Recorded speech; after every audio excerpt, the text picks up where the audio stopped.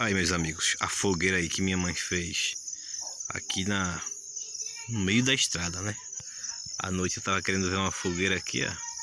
Aí minha mãe fez essa fogueira aqui, ó. Que maravilha. Gosto demais do sítio.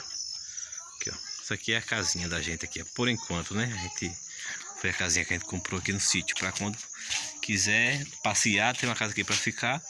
E a gente vai reformar aqui, vai aumentar tudo. E vocês vão acompanhar tudo. O povo tá ali brigando. Se esquentar mais um pouquinho, vai chamar a polícia. Mas é brincadeira, gente. O povo conversando, porque o povo do interior gosta de conversar alto. É desse jeito mesmo. Matuta é desse jeito mesmo. Mas aí, ó, coisa maravilhosa aí. Fogueira. A fogueira de pano que a minha mãe fez.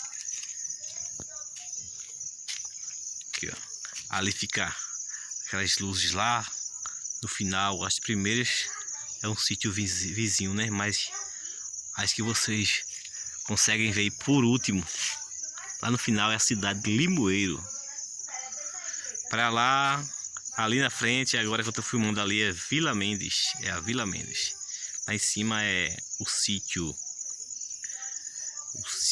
Bom Sucesso de cima. Aquelas luzes lá em cima ali, ó. Bom Sucesso de cima.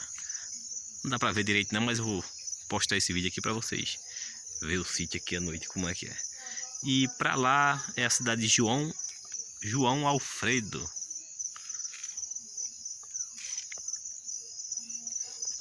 Pra lá é o sítio Gavião, por ali. Ali quem mora aquela luz ali na frente ali, é meu tio que mora ali naquela casa. Lá em cima eu já não sei quem mora lá em cima, naquela outra lá.